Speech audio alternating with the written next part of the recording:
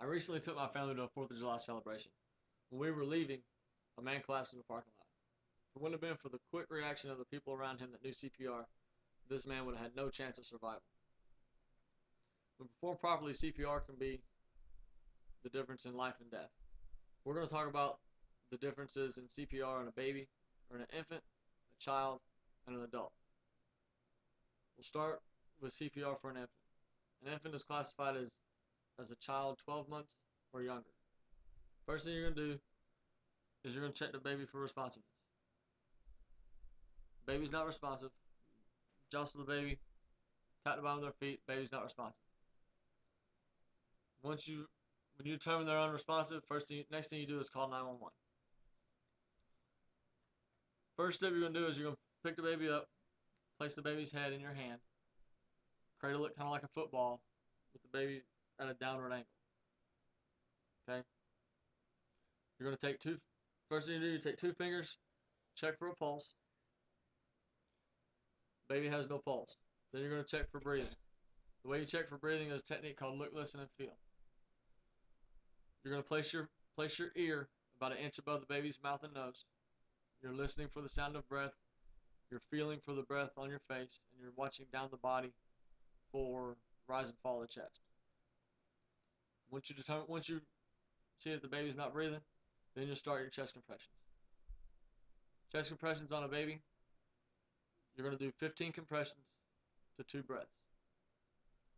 On a baby, you're going to go about the nipple line using 2 fingers.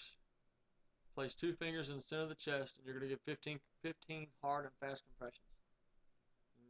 When you give your compressions, you're going to count out loud. So it'll be like 1, 2, 3, 4, 5, 6, 7, 8, 9, 10, 11, 12, 13, 14, 15. After the 15th compression, you're going to cover the baby's mouth and nose with your mouth, and you're going to give 2 puffs of air. You don't want to give 2 full breaths to a baby, because if you give 2 full breaths from an adult to a baby, you can rupture their lungs, and you can cause their lungs to explode. You're going to continue this 15 to 2 ratio until A, the baby becomes responsive, or until medical personnel arrive. Now we're going to get into CPR for a child. Audrey, my lovely assistant, will be assisting me in this. All right. On a child her size, you're going to do your chest. You're going to do the same first 2 steps on a baby. You're going to call 911. You're going to check for a pulse. You're going to look, listen, and feel. On a child her size, you look, listen, and feel. Place your ear above their mouth. You're listening for breath. You're checking to see if you can feel the breath, and you're watching for rise and fall of the chest. Once you determine she's not breathing, you're going to go at the nipple line. You place one hand in the center of her chest. All right. You're only going to use your arm, and you're going to give 30 compressions. The compression ratio for a child her size is 30 chest compressions to 2 breaths. It'll be just the same as on a baby. Hard and fast compressions, counting out loud. 1, 2, 3, 4, 5, 6, 7, 8, 9, 10, 11, 12, 13, 14, 15, so on to 30. Next thing you're going to do, after your 30th compression, you're going to do what's called a head tilt chin lift to open the airway.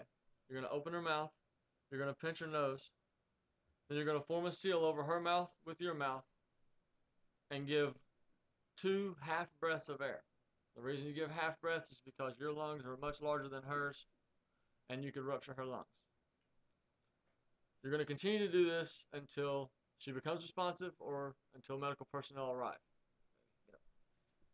Next, we're going to do CPR on a child or on an adult.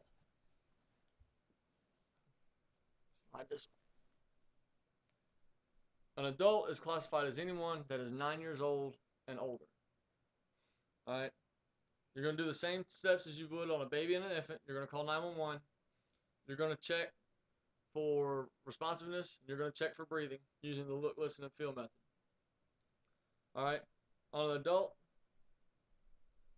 you're not going to go with the nipple line. First, the correct hand placement for chest compressions is you're going to find the bottom of the sternum, which is the soft spot at the bottom of your chest.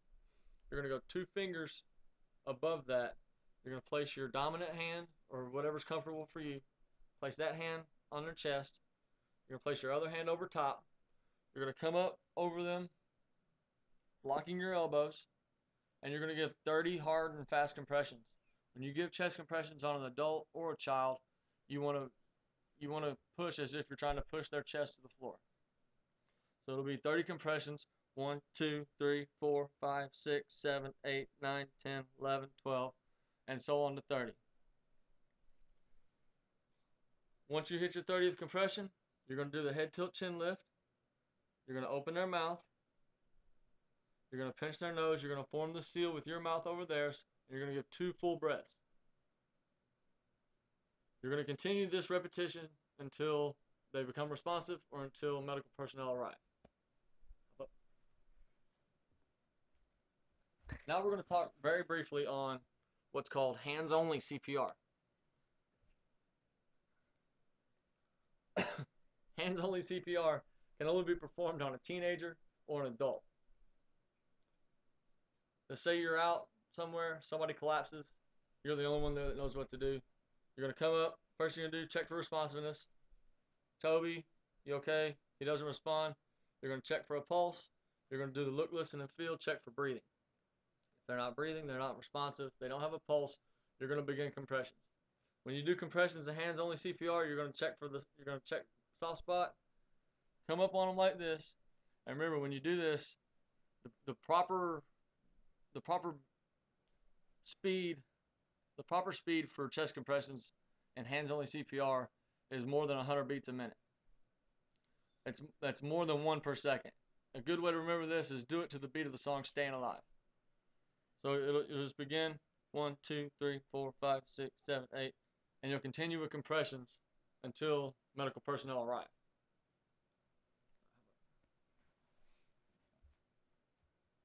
This has been a quick overview of the proper techniques of CPR. When performing CPR if done properly, it can be the determining factor in whether or not someone lives or dies.